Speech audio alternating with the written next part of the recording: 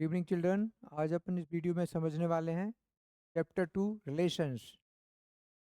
तो जैसा कि वर्ड मीनिंग से आपको समझ में आ रहा है, रिलेशन मतलब कोई भी दो ह्यूमन बीइंग के बीच में किसी भी तरह का रिलेशन, जैसे brother sister, father son, son and mother, या फ्रेंडशिप का रिलेशन, टीचर एंड स्टूडेंट्स का रिलेशन। बट मैथमेटिकली रिलेशंस को थोड़ा सा डिफरेंट तरीके से डिफाइन किया जाता है। रिलेशंस को समझने के लिए एक बेसिक टॉपिक पढ़ना पड़ता है हमें, वो है ऑर्डर्ड पेयर। पेयर तो हम सभी जानते हैं, लेकिन यहाँ पर ऑर्डर्ड पेयर है। इसका मतलब ये है कि पेयर तो बनाना है, लेकिन वो एक प्रॉपर ऑर्डर में होना चाहिए, एक डेफिनेट ऑर्डर के अंदर एलिमेंट्स के पेयर होना चाहिए। तो कोई भी दो सेट के एलिमेंट्स को जब आप पेयरिंग करते हैं, जैसे एक सेट है ए, इसके अंदर है 1 2, और सेट बी है, इसके अंदर है 1 4। आप इनके पेयर किसी भी तरह से बना सकते हैं। आप 1 1 भी बना सकते हैं, 1 4 भी बना सकते हैं, ये सारे पेयर हैं। लेकिन अगर आपने एक डेफिनेट ऑर्डर यानी ए के एलिमेंट्स पहले और बी के एलिमेंट्स बाद में, इस तरह से अगर आपने पेयर बनाया तो वो कहलाएगा ऑर्डर्ड पेयर। तो सिंपल डेफिनेशन है, पेयर ऑफ एलिमेंट्स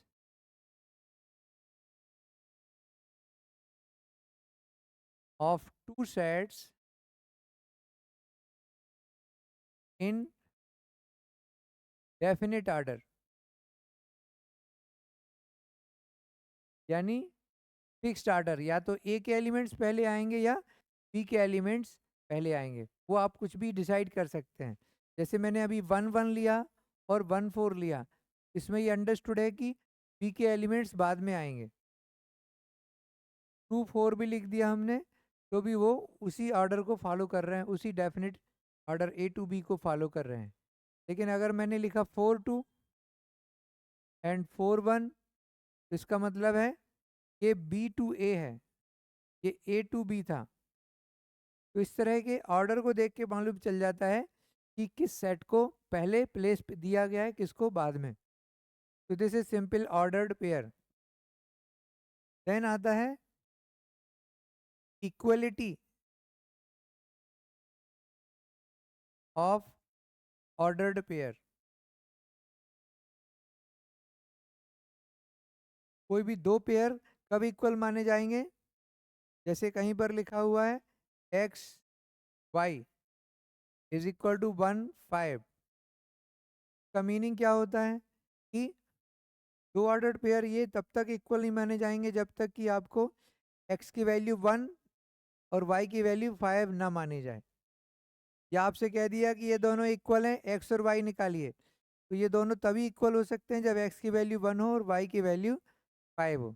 इसका मतलब ये है कि दो ऑर्डर्ड पेयर इक्वल होने के लिए उन दोनों का फर्स्ट एलिमेंट इक्वल होना चाहिए फर्स्ट के, और सेकंड एलिमेंट सेकंड के इक्वल होना चाहिए। तो ये डेफिनेशन को थ्योरेटिकली कैसे लिखेंगे? If A B equal to C D, this implies that a equal to C and b equal to D. लेकिन सिर्फ ऑर्डर्ड पेयर से एलिमेंट इक्वल होते हैं ऐसा वन वे नहीं है, इसके अपोजिट भी होता है।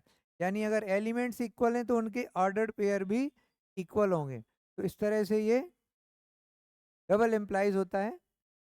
ऑर्डर्ड पेयर इक्वल हैं तो एलिमेंट्स इक्वल होंगे, और एलिमेंट्स इक्वल हैं तो उनसे बनने वाले रिस्पेक्टिव ऑर्डर्ड पेयर भी इक्वल होंगे। जैसे एक एग्जाम्पल में इसी को देख लें, if X Y equal to 1 5, this implies that x equal to 1 and y equal to 5। अब इसमें थोड़े से हायर लेवल के क्वेश्चन बन जाते हैं, क्योंकि इक्वलिटी आ गई तो नॉर्मल इक्वेशंस को सॉल्व करने का यहाँ पर हमें मौका मिल जाता है। तो जैसे एक सिंपल सा एक और एग्जांपल देखते हैं, find alpha and theta if sine alpha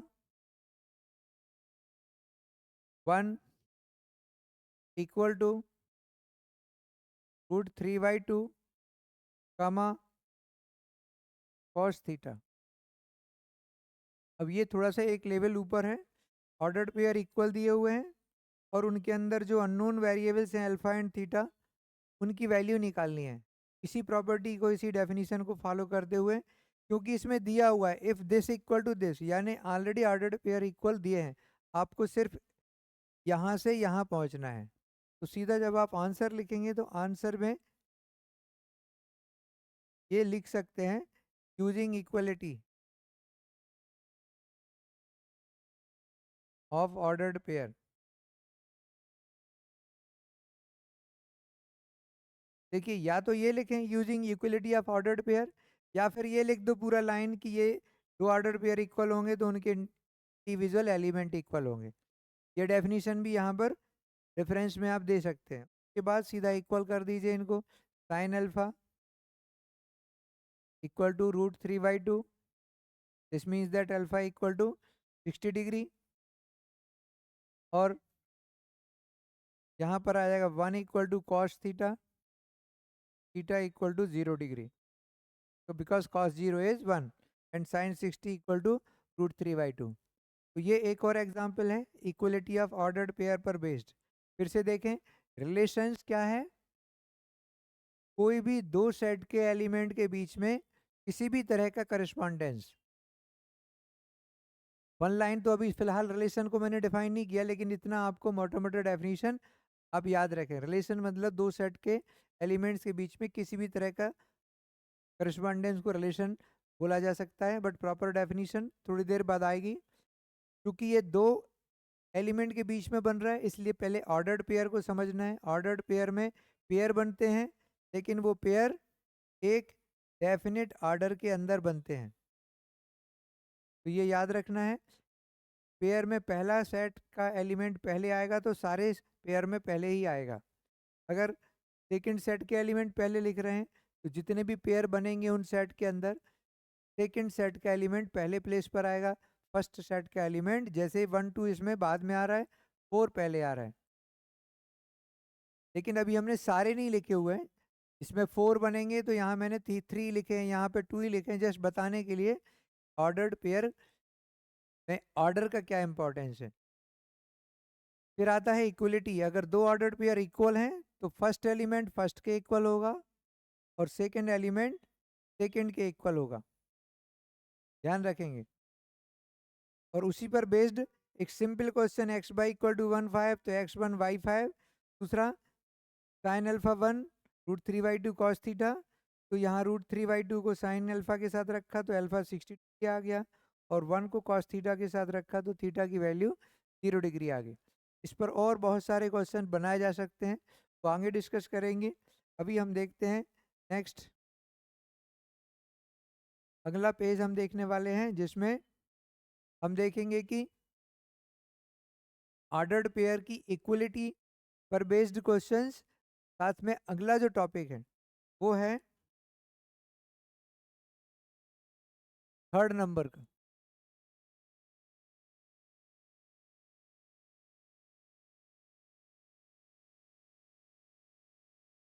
का कलर थोड़ा चेंज करना पड़ेगा, डार्क कलर। तो ये है थर्ड पॉइंट है आपका कार्टेशियन प्रोडक्ट। अब ये टाइटल थोड़ा सा अजीब है, आसानी से समझ नहीं आता कार्टेशियन प्रोडक्ट क्या है, लेकिन आप ठीक से देखिए। दो सेट्स के एलिमेंट्स हैं ए एंड बी, 1 2 3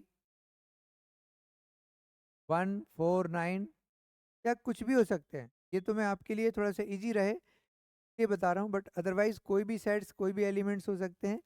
आप जब इनके पेयर बनाते हैं, जैसे 1 1 1 4 1 9 2 1 2 4 2 9 3 1 3 4 एंड 3 9, इस तरह के ये सारे के सारे ऑर्डर्ड पेयर हैं।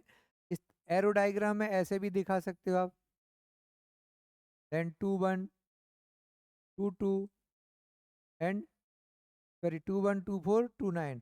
तरह से अब यहाँ पे बहुत ज़्यादा डेंस हो जाएगा, बट फिर भी आप देख सकते हैं, या हम किसी दूसरे कलर से इसको रिप्रेजेंट कर सकते हैं। रेड से देख सकते हैं हम इसको, 3 1 3 4 एंड 3 9। तो टोटल ये 9 ऑर्डर्ड पेयर आपके सामने दिख रहे हैं जो ए से बी की तरफ बनाए गए हैं। अगर हम इन सब का ऑर्डर चेंज कर दें, अपोजिट कर दें, तो वो बी से ए की तरफ हो जाएंगे। जैसे 1 1 तो आएगा, फिर 4 2, या 1 1 1 2 1 3, 4 1 4 2 4 3, 9 1 9 2 9 3। तो ये अपोजिट ऑर्डर में हो गए बी टू ए की तरफ। लेकिन कार्टेशियन प्रोडक्ट क्या है? जितने भी ऑर्डर्ड पेयर हैं उन सबको जब हम एक सेट के अंदर रख देते हैं और उनके बीच में कामा लगा दिया जाता है। अभी तक कामा नहीं लगाया था, वो सिंपल ऑर्डर्ड पेयर थे। अब आपने रोस्टर फॉर्म का यूज किया। सेट में जो रोस्टर फॉर्म होता है, जितने भी एलिमेंट्स उनके बीच में कामा रहेगा और करली ब्रैकेट के अंदर लेके जाएंगे। अगर आपने रोस्टर फॉर्म में उसको कन्वर्ट कर दिया तो इस सेट का नाम हो जाता है कार्टेशियन प्रोडक्ट। और इस कार्टेशियन प्रोडक्ट को रिप्रेजेंट किया जाता है ए क्रॉस बी से, यानी ए के एलिमेंट पहले और बी के एलिमेंट बाद में, उसको बोला जाएगा कार्टेशियन प्रोडक्ट। अब ये थोड़ा सा अजीब है क्योंकि प्रोडक्ट तो यहाँ कहीं पर नहीं हो रहा है। प्रोडक्ट नाम क्यों लिखा? और प्रोडक्ट नाम रखने के बाद यहाँ पर क्रॉस लगाया जा रहा है, बट कहीं पर भी मल्टीप्लाई नहीं है। तो आप ये समझ सकते हैं कि ये एक दो सेट के बीच में पेयर बन रहे हैं, इसलिए दो सेट्स के बीच में कोई ना कोई एक सिंबल तो लगाना पड़ेगा ऑर्डर दिखाने के लिए। इसलिए ए क्रॉस बी रीड किया जाएगा और डेफिनेशन होगी set of all ordered pairs from A to B. A से स्टार्ट करेंगे और बी पर ख़त्म करेंगे। ये भी नोट कर लें, denoted as A cross B, read as A cross B. तो ये होता है कार्टेशियन प्रोडक्ट। लेकिन एक जगह ऐसा है जहां पर प्रोडक्ट होता है, इसके अंदर पेयर बनाने में प्रोडक्ट नहीं है, एलिमेंट के बीच में कोई प्रोडक्ट नहीं होगा, सिर्फ एक जगह पर प्रोडक्ट होता है। वो कहां पर? ए में कितने एलिमेंट्स हैं? 3। बी के कितने एलिमेंट्स हैं? 3। दोनों के कार्डिनल नंबर्स देखिए 3 एंड 3 हैं, और जब इनके पेयर बनेंगे तो टोटल पेयर बन रहे हैं 9। यानी ए क्रॉस बी का जब कार्डिनल नंबर आप निकालेंगे तो ए और बी के कार्डिनल नंबर से मल्टीप्लाई हो जाता है। That is 3 into 3 9। ये कह सकते हो आप कि इसका नाम में जो प्रोडक्ट है वो इसके कारण आ रहा है क्योंकि नंबर ऑफ एलिमेंट्स मल्टीप्लाई करने से बनते हैं। तो ये है कार्टेशियन प्रोडक्ट। ए क्रॉस बी से रिप्रेजेंट होगा। ए के जितने एलिमेंट्स होंगे, बी के जितने एलिमेंट्स होंगे, दोनों के मल्टीप्लिकेशन से ए क्रॉस बी में एलिमेंट आएंगे। अब एक बहुत ध्यान से देखने की बात है, सेट ए के अंदर था 1 2 एंड 3, एंड सेट बी में है 1 4 एंड 9। ये है सिंगल सेट, एक सिंपल सा सेट जो नॉर्मल होता है, उसमें एलिमेंट्स हैं 1 2 3 1 4 9। ए क्रॉस बी भी एक सेट है, लेकिन ये ए क्रॉस बी जो सेट है वो इस तरह से नॉर्मल सेट नहीं है, इसके अंदर सारे ऑर्डर्ड पेयर आएंगे।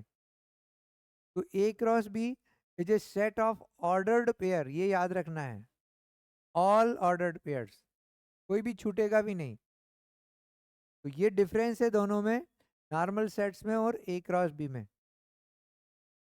हमेशा इसके अंदर ऑर्डर्ड पेयर आएंगे। इसकी थ्योरेटिकल मीनिंग इस तरह से लिख सकते हैं आप mathematically, set of A B such that A belongs to A and B belongs to B. अब ए और बी के अंदर कोई भी एलिमेंट हो सकते हैं, अगर आपने उनको पेयर बना दिया और एक सेट के अंदर रख दिया तो वो कार्टेशियन प्रोडक्ट के नाम से जाना जाएगा। अब कार्टेशियन प्रोडक्ट में ए क्रॉस बी जो बनता है उसका अपोजिट बी क्रॉस ए होगा। तो जब बी क्रॉस ए निकालेंगे हम, तो हमें ध्यान रखना है बी के एलिमेंट्स को पहले लिखना है। तो थ्योरेटिकली मीनिंग हो जाएगी B comma A, where B belongs to B and A belongs to A. पहला एलिमेंट बी में और दूसरा एलिमेंट ए में आएगा अगर बी क्रॉस ए लिखा है। और ये सारे के सारे एलिमेंट्स चेंज हो जाएंगे, 1 1 1 1 1 2। अब इसका अपोजिट ना करके आप वहाँ फोकस करके लिखेंगे, ज़्यादा है, सही है, मिस्टेक नहीं होगी, कोई छूटेगा नहीं। तो 1 1 देन 1 4 1 3 1 2 1 3, कामा भी लगाते चलना है। देन 2 4 से शुरू करेंगे, 4 1 4 2 4 3, इनके बीच में भी प्रॉपर कामा होना चाहिए। 9 1 9 2 एंड 9 3। इस तरह से ये बन जाता है P क्रॉस A। अब आप देखिए, जैसे दो सेट तभी इक्वल होते हैं जब उसके अंदर के एलिमेंट्स इक्वल हों।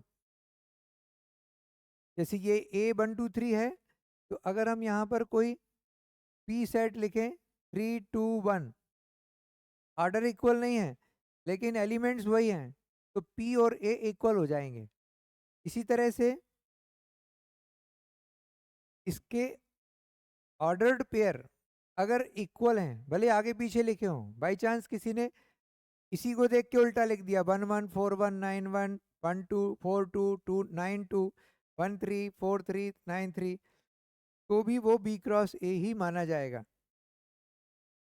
यानी ये याद रखना है कि जो ऑर्डर्ड पेयर हैं वो सारे के सारे अगर सेम हैं तो दोनों सेट इक्वल हो जाएंगे, लेकिन यहाँ पर ऐसा नहीं है। 1 2 और 2 1 ये दोनों सेम नहीं है,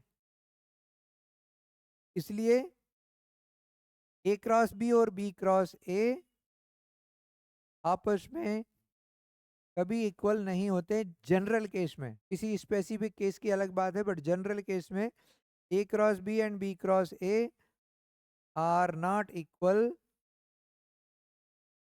इन जनरल, क्योंकि उनके नंबर ऑफ एलिमेंट्स इक्वल होंगे, बट इंडिविजुअली ऑर्डर्ड पेयर को आप देखोगे तो एक आधा एलिमेंट जैसे 1 1 है वो मैच कर रहा है, लेकिन 1 4 और 4 1 एक दूसरे के अपोजिट है, तो they are not equal. But उनका नंबर हमेशा इक्वल आता है। Ordinal number of A cross B and B cross A is always equal. तो ऐसा एमसीक्यू में आ सकता है, A cross B and B cross A are equivalent set but not equal sets, क्योंकि पेयर कम या ज़्यादा नहीं हो सकते, वो उतने ही होंगे जितने उनके अंदर एलिमेंट्स हैं। तो ये था थर्ड टॉपिक, कार्टेशियन प्रोडक्ट। बहुत आसान है, बस ध्यान रखना है दो सेट्स के एलिमेंट्स के जो भी पॉसिबल पेयर हैं 1 1 1 4 1 9, और इसी पैटर्न पर लिखिए। फिर दूसरा एलिमेंट लीजिए 2 1 2 4 2 9 3 1 3 4 3 9, तो कभी मिस नहीं करेंगे, कोई भी पेयर छूटेगा नहीं। अब आते हैं कि ऑर्डर्ड पेयर की प्रॉपर्टीज क्या हैं और उस पर बेस्ड हमें क्वेश्चंस करने हैं। लेकिन उसके पहले एक और छोटा सा पॉइंट हम समझ लें कि हर बार ऐसा नहीं होगा कि आपको दो सेट्स दिए रहेंगे। ये क्लास 11th का इंट्रोडक्शन पार्ट है, इसलिए ए और बी दो सेट्स दिए गए हैं। लेकिन अगर आप क्लास 12th लेवल पर जाते हैं और थोड़े से कॉम्पिटिटिव लेवल पर जाते हैं, तो एक ही सेट के एलिमेंट्स के आपस में ऑर्डर्ड पेयर भी बनाए जाते हैं और उनके बीच में रिलेशंस बनाए जाते हैं। तो जब दोनों सेट सेम होंगे, यहाँ भी 1 2 3 यहाँ भी 1 2 3, तो उसको बोला जाएगा ए क्रॉस ए, यानी दूसरा सेट नहीं है, बी की जगह ए आ जाएगा। तो अगले सेट में हम देखते हैं,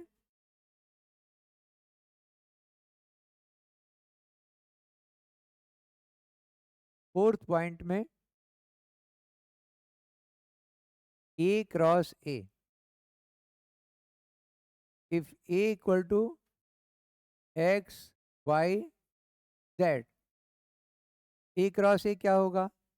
एक्स का एक्स के साथ, फिर एक्स का वाई के साथ, और एक्स का जेड के साथ। इसको देख के ही बना सकते हो आप। पहले एक्स एक्स, फिर एक्स वाई, फिर एक्स जेड, फिर वाई एक्स, वाई वाई, दोनों आपस में, और यहाँ पर इस तरह से कामा भी देना है। एंड देन वाई जेड, फिर Z X, Z Y, and Z. ये आपका हो गया ए क्रॉस ए। किसी भी सेट के एलिमेंट्स का आपस में पेयर बनाना और कार्टेशियन प्रोडक्ट बनाना। फिर एक और स्टेप चले जाएं अगर हम इसमें, ए क्रॉस ए क्रॉस ए। उसके पहले थोड़ा सा हम ये देख लें कि ये ऑर्डर्ड पेयर का डे टू डे लाइफ में कहाँ पर एप्लीकेशन होता है। तो जैसे हम नॉर्मली लोगों को नेम और सरनेम, हमेशा किसी भी पर्सन का कहीं भी रजिस्ट्रेशन होना है, कुछ भी होना है, सबसे पहले name, first name, last name, इस तरह से आता है। तो जो ऑर्डर्ड पेयर है, पहला number name, second number surname. Coordinate geometry में भी आपने देखा है, एक्स कोऑर्डिनेट, वाई कोऑर्डिनेट, और उस कोऑर्डिनेट सिस्टम को किसने बनाया? डेस्कार्टिन ने। इसलिए उसको कार्टेशियन सिस्टम बोला जाता है। तो वही आइडिया है, लगभग कॉन्सेप्ट्स वही हैं। दो नंबर को पेयर में अरेंज करना है। लेकिन यहाँ पर ए क्रॉस ए है, यानी जैसे किसी का आजकल क्या होता है, सबसे पहले हम नेम पता करते हैं, फिर सरनेम, और उसके बाद आता है कॉन्टैक्ट नंबर। 5 मिनट। तीसरा आजकल क्या लेते हैं लोगों का हम? मोबाइल नंबर, या आजकल तो सीधा name and mobile number. Surname को भी अक्सर छोड़ दिया जाता है। लेकिन अगर आप नेम, सरनेम, मोबाइल नंबर तीनों का डेटा कलेक्ट करते हैं, इसका मतलब है आप 3 सेट्स के एलिमेंट्स को कंबाइंड कर रहे हैं। तो ये ऑर्डर पेयर ना होके इसका नाम हो जाता है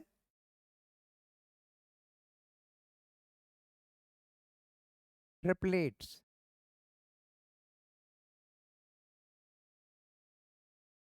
पेयर की जगह यहाँ पर हो जाएगा ट्रिपलेट्स, बट कॉन्सेप्ट वही है। अब इस ए को इस ए क्रॉस ए के साथ कंबाइंड करना है, तो एक्स पहले इसके साथ जुड़ेगा, ट्रिपल एक्स हो जाएगा यहाँ पर। फिर ये एक्स एक्स वाई के साथ कंबाइंड होगा, एक्स एक्स वाई। फिर ये एक्स सबके साथ जाएगा। इसके जो आपके एलिमेंट्स हैं, हर एक एलिमेंट के साथ एक एक्स कंबाइंड हो जाएगा, और फिर वाई कंबाइंड हो जाएगा। इस तरह से सारे, चूंकि ये सेट थोड़ा बड़ा हो रहा है तो मैं कुछ ही लिख रहा हूँ।